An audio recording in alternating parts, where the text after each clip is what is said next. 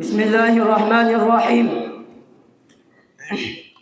الحمد لله رب العالمين، والصلاة والسلام على سيدنا محمد وعلى آله وصحبه أجمعين.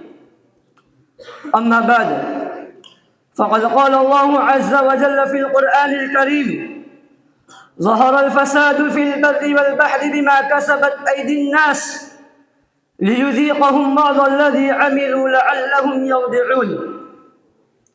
وقال الشاعر: مات الناس ومات الكمال، مات الناس ومات الكمال، وصاح صرف الدهر أين الرجال.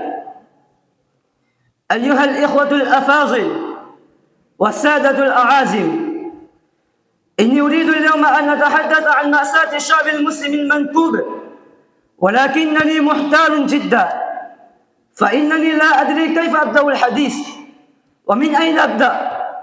هل أذهب بكم إلى الماضي فأقص عليكم قصة هلاك المسلمين على يد جنكيز خان، أو أقص عليكم قصة هلاكهم على يد هلاكوخا، أو أذهب بكم إلى المستقبل فأقص عليكم قصة هلاكهم وغلبة أعدائهم قرب الساعة. ولكن لا أقص عليكم قصص الماضي فإنه مزى ما مزى، ولا أقص عليكم قصص المستقبل فإن غدا لنازله قريب.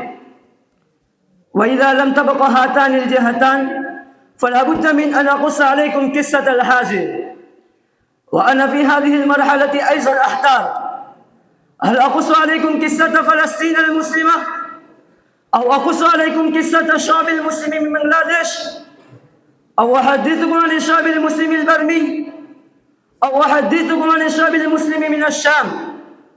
لا، بل أحدثكم عن الشعب المسلم الهندي فحسب.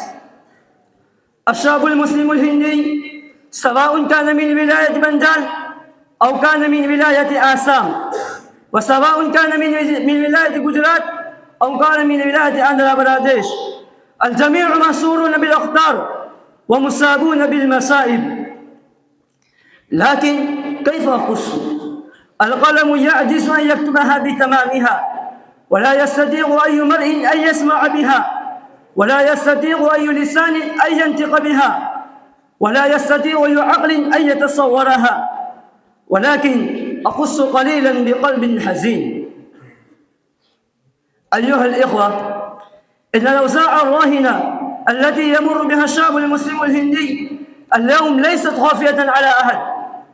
المسلمون محصورون من كل جهات وجوانب، الكفارة والهنالك يترصون بأموالهم وأنفسهم فينقضون عليهم ظلما، ويسلبون أموالهم، ويقتلون أولادهم، ويهدمون بيوتهم، فلا يرحمون الصغار الأبرياء، ولا يحترمون المشايخ الأتقياء، ولا يعفون عن العجائز الضعيفات، ولا يعفون عن النساء الغافلات.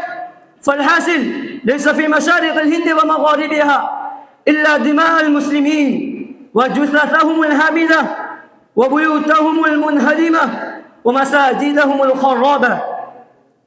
ففي هذه الظروف الخطيرة يا سادة، أنظار العالم متجهة إليكم، كل شيء ينتظركم، كل شيء يناديكم. الشعب المسلم يناديكم، الأمهات والأخوات تناديكم، الشيوخ والصبيان ينادونكم: أين ذهب أبناؤنا الذين كانوا يتفاننون في إشارتنا؟ أين ذهب إخوتنا الذين كانوا يقطعون الأيدي التي كانت تعتد إلى شرفنا؟ أين ذهب كبارنا الذين كانوا يخاطرون بأنفسهم في سبيل محبتنا ومودتنا؟ أيها المستمعون الكرام، إن لم تسمعوا هذه النداءات فمن يسمعهم؟ إن لم تعينوا المنكوبين فمن يعينهم؟ إن لم تنصروهم فمن ينصرهم؟ أما آن لكم الوقت أن تستيقظوا من رقادكم الطويل وتستعرضوا العالم البهيم. إلى متى تكونوا نائمين؟ وإلى متى تكونوا غافلين؟ انهزوا وافتحوا عيونكم وأيقظوا مواهبكم الفاترة. ألم يأن للذين آمنوا أن تقوموا بواجباتكم وتؤدوا مسؤولياتكم؟ ألستم تستحضرون آيات النصرة والفتح؟ وألستم توقنون بالفوز والفلاح؟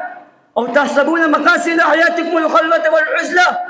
كلا، ليست الخلوة من مقاصد حياتكم ومن مقاصد دراستكم، فاخرجوا من زواياكم ومساجدكم ومدارسكم وانفخوا في المجتمعات الإسلامية روح المودة والمحبة، روح الأخوة والصداقة، ونوروا قلوب الناس، ونوروا أفكارهم وأذهانهم، ووحدوا قلوب الناس، ووحدوا كلمتهم وصفوفهم حتى يصيروا أنصارا وأخدانا، ويصيروا صخورا وجبالا. وفقنا الله لما يحب ويرضى، آمين. وآخر دعوانا أن الحمد لله رب العالمين.